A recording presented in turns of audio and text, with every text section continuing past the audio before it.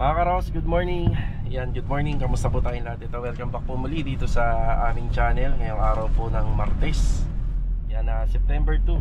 Yan, kasama ko si Mrs. Good morning. Good morning. Ayan, good morning nga rin po pala sa client namin na sila Ma'am Carissa, dito sa subdivision po ng Garden Villas. Yan, unti-unti na po nating inaasikaso yung mga permits dyan. At sa mga tao din dito sa Garden Villas, napaka ano lang naman po ng requirements nila. Barangay clearance lang para sa mga workers. So, mapaprovide naman po natin yan bago tayo mag-start.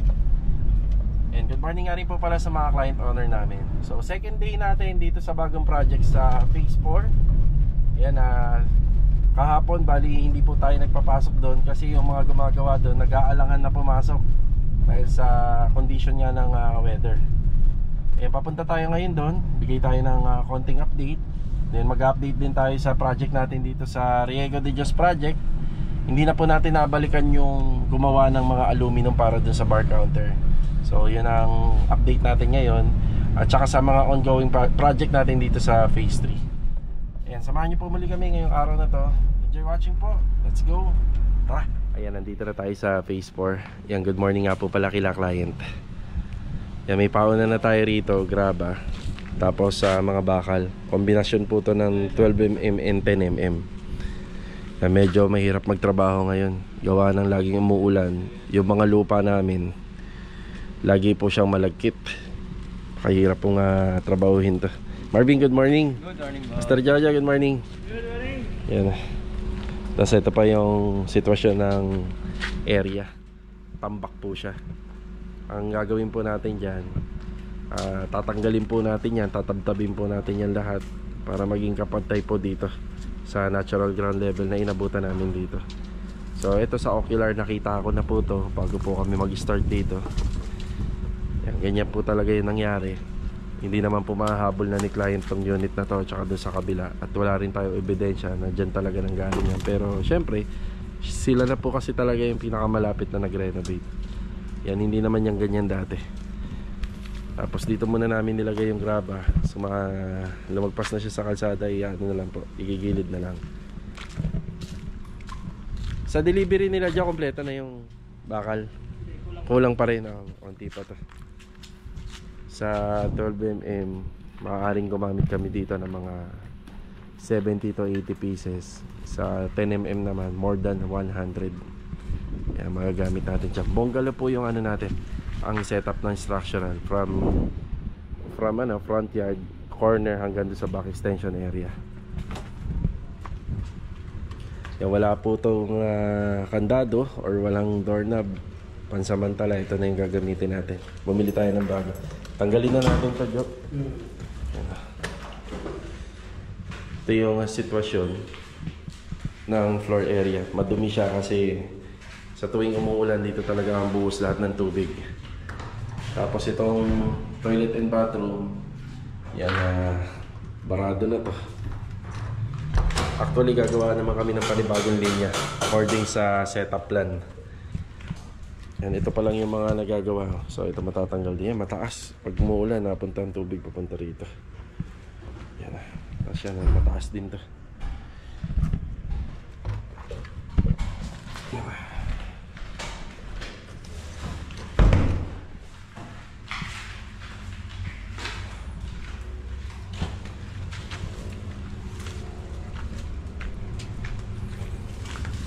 Itong sitwasyon,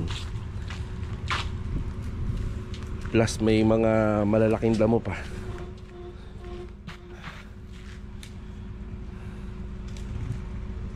Yan, bali ngayong araw, hollow blocks, graba, tapos alambre at saka mga steel bars lang muna ang materialis natin. Yan, pauna, yung buhangin wala muna. Matagal-tagal pa naman tayo makakapagbuhos dito. Medyo matagal pa.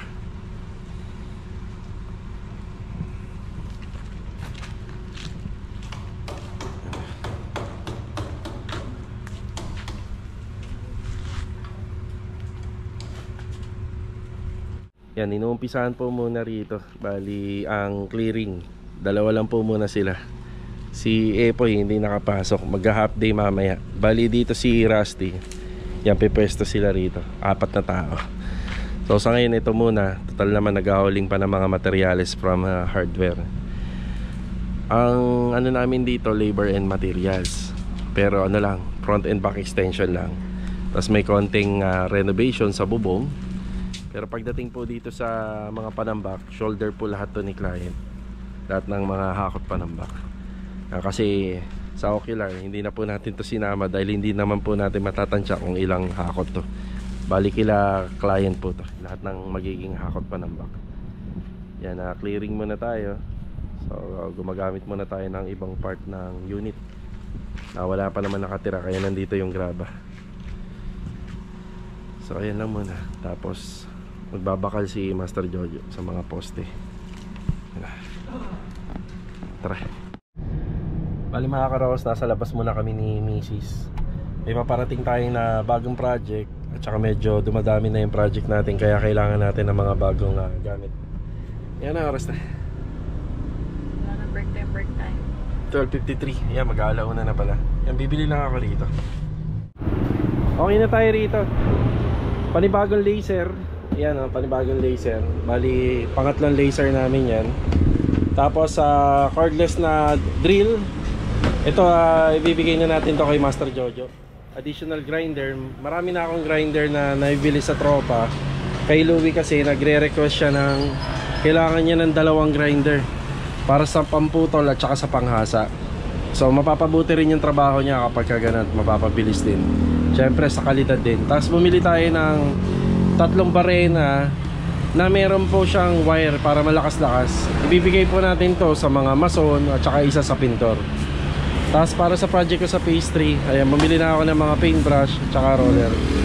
Tapos additional na ano to, additional na mga bala ng chipping gun kasi napudpud na yung iba eh. Ayan. Tapos kanina galing kami ni Mrs. ng Wilcon, nag-additional pa ako ng 4 na PVC roofing para doon sa project natin. Bali nandun na sila sa kabilang project natin doon sa pastry din. Tara, doon tayo. Balik tayo ng phase 4 muna. Tapos mamaya papunta tayo ng Riego de Dios. Mag-update na rin ako sa phase 3. Let's go. Yan na. Tapos kanina binili ko na rin yung 2 pin light. Yan, 2 pin light para doon sa ilalim ng loft ng kwarto. Yan, merong pin light doon sa ilalim ng loft. 2 to sa Riego de Dios project. Tapos 8 pin light para naman doon sa project natin sa phase 3. Tara.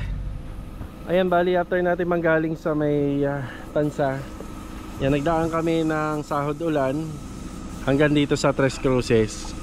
Yan, diretso tayo rito sa Riego de Dios project. Ayan. Yan, magandang araw po kila client owner dito, kila Ma'am Catherine. Tapos shoutout na rin po kila Ma'am Danica sa Quartz and Granite. So nagsukat po sila rito kaninang umaga para sukatan po yung counter slab ng bar and kitchen counter na ginawa po natin. Tapos itong isang grinder ibibigay natin kay Louie. Yun o, mga pintuan natin dito. Kuya Rigor, good afternoon po Kuya Rigor. Yun o, natural na natural. Natural na natural ang ating mga pintuan. Kuya, ano to? Clear gloss? Sanding sealer? Clear gloss? Yan, sealer. Yan o, clear gloss o. Natural na natural ang pinto natin dito. Yan, alalay na lang tayo sa materials. Yun, yung ating bar counter. Madilim. Bakit madilim? Yeah, madilim nga.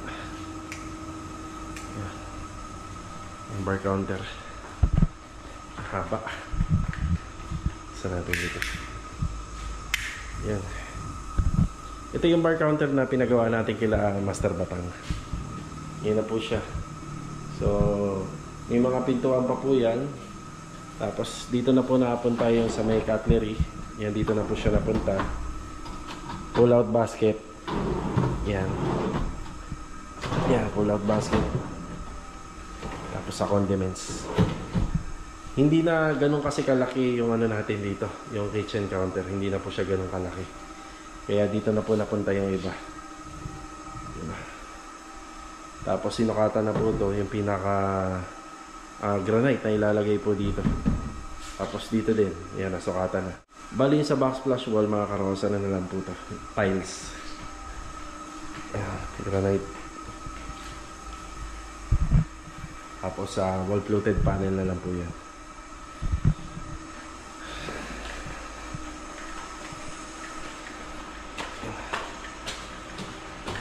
Louie?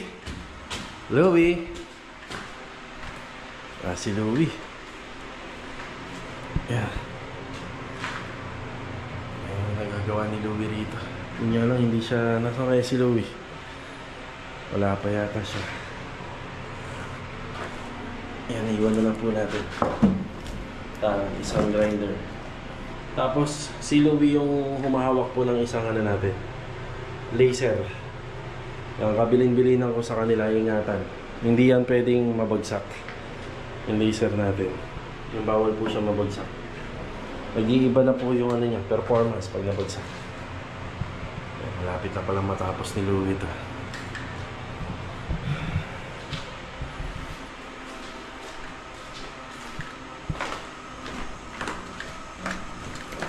Mukhang na-late si Louie pagpasok ng hapon. Kaya si Louie, kuya? Wala po si. Pero kanina umaga nandito. Okay. Ano? Sabi niya, pupustiso daw eh. Ayaw nga pala, naka half day nga pala yun, naka-schedule nga pala. Pupustiso pala si Louie. Yan, papatayin na lang po natin yung mga ilaw doon. So ito na yung ating bar counter. Siya nga pala, gawa sa aluminum yung bar counter natin dito. Gawa ng iniiwasan natin gumamit po ng mga kahoy dito sa may kusina. Yan, iniiwasan po natin. More on gawa po na lang po siya sa gawa po lahat siya sa aluminum. Yan, maglalagay po kami ng wall fluted panel dito, tapos naka-overlap hanggang dito yung ating granite. Yan, naka-overlap po dyan. Tapos pang matagalan na po ito. May mga, yung ibang part dito may mga pintuhan pa. Laki. Diba? Laki niya. Tapos dito gagawa na lang po kami ng gawa na po sa plywood to.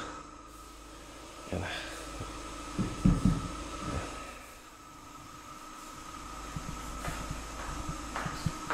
Si kuya lang pala mag-isa rito hanggang hapon.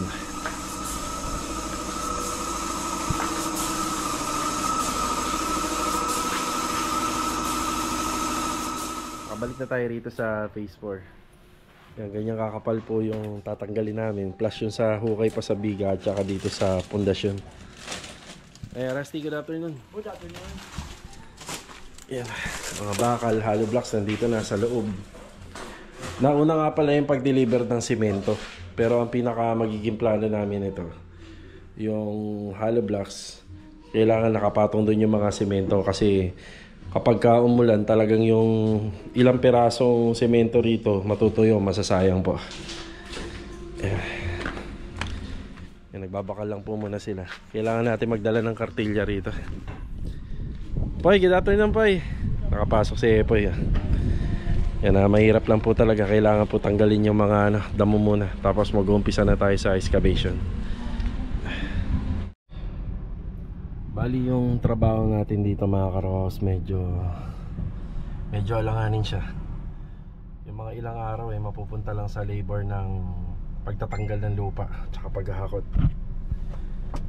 Di bali yung naman dito, yung hakot pa ng back, sagot naman ni client. Pero yung labor po kasi natin dun sa pagki-clearing, mukhang aabutin tayo ng 3 hanggang 4 na araw. Yan, bali second day pa lang naman po namin dyan. Second day. Yan. Yan, kailangan natin mag-provide ng po dun, ng wheelbarrow, para yung mga lupa na makukuha po nila sa likod ay madadala po nila sa harapan. Tapos every 2 days magpapa-schedule po tayo ng hakot pa ng back. Yan, sa nakikita ko baka abutin ng hanggang 5 pahakot. Yan, sana naman yung mga nagpapagawa ng bahay maging responsible po sa mga panambak na nanggaling po sa kanilang lupa. Hindi po biro yung dadatnan po ng may-ari, tapos siya pa yung mauobliga na magpahakot ng hindi naman po sa kanila.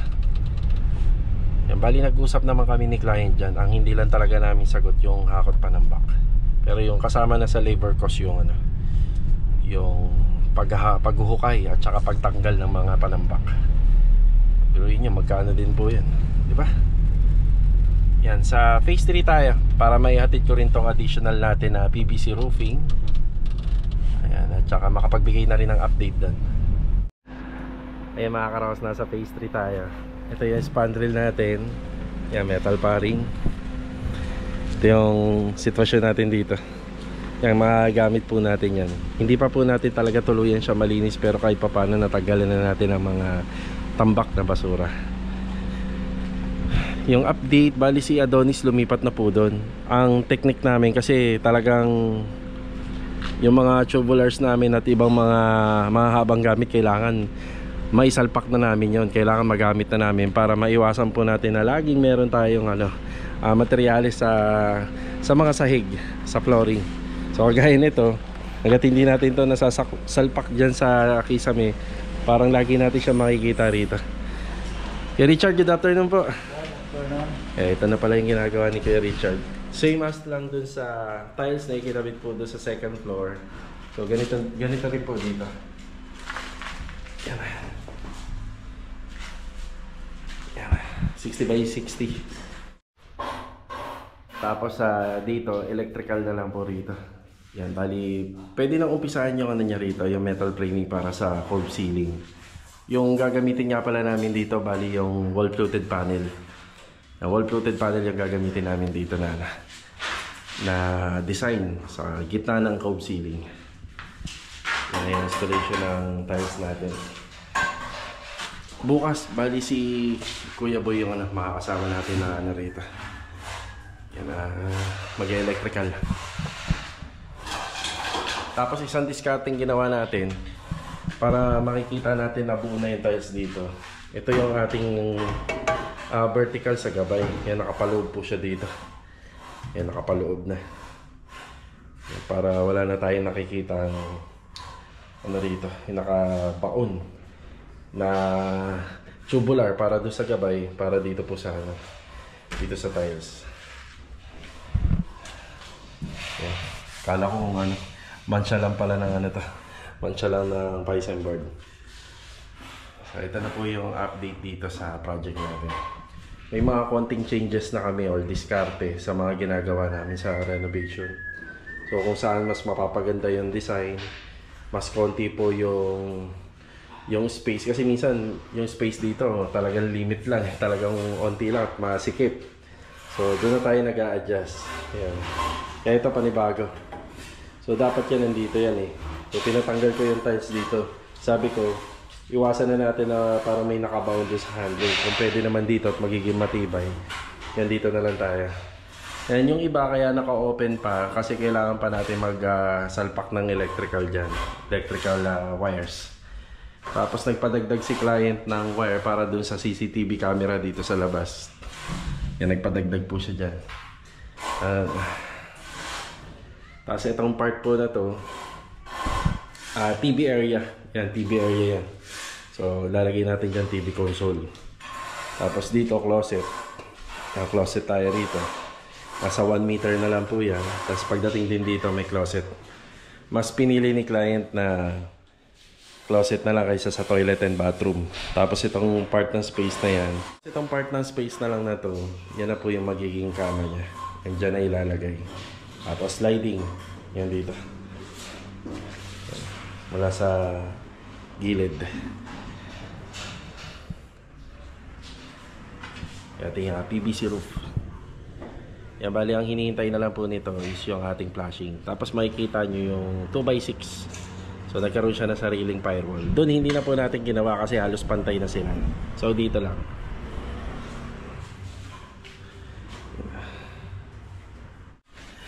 Si Bilog nandito rin. Yan, good afternoon, Log.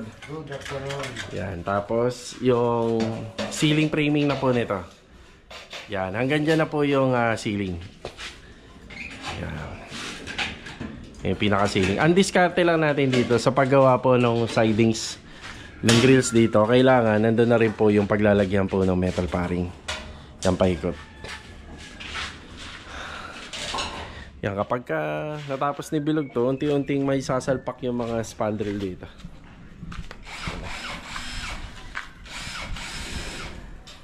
Ayan si Adonis na lang dito. Adonis, good afternoon doon. Yan, kayang-kaya na ni Adonis to. Roofing framing. Tapos si Rusty, yan nga, dinala na po natin doon sa kabila. Yan, matapos lang si Kuya Richard doon sa kabila, ito na po yung asikasuhin namin. Yan, yung mga project natin dito sa phase 3 matapos itong linggo na to. Yan, may mga ano na to. May mga magiging improvement na. Bumalik tayo rito sa project natin sa phase 4. Yan, halos kulang pa kasi yung mga semento na dala-dala nila. Halos lahat ba kompleto na? Ito na lang ang kulang? Ilan ang kulang niya? 50? 40. Okay, sige. Yan. Clearing. Mga ilang araw po kaming ganito. Napakadami pang tatab-tabin. Kasi itong lupa rito talaga sa harapan, medyo mababa yan ang habulin namin.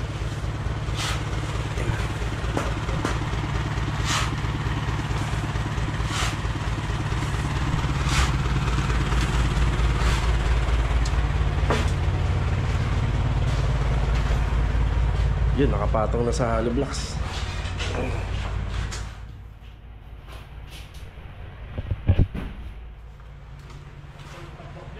Oo nga, yung kapal eh. Ako tayo nagkukay ng dalawang unit.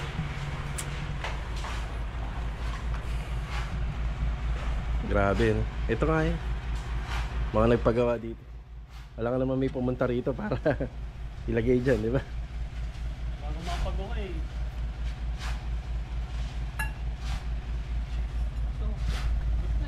Oo, ayan o, kita. Abot na kagad yun. Yun yung siya kakapal. Ayan. Kaya importante rin talaga na bibisita yung bahay. 9. Lagpas yata yung gawa ng kapitbahay. Ilan? 903 to eh. Ay, 903. Lagpas.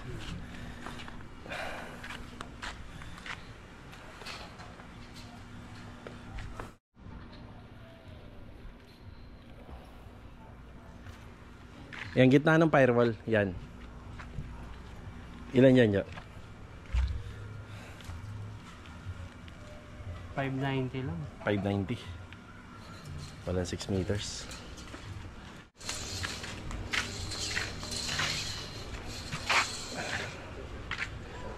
Yan.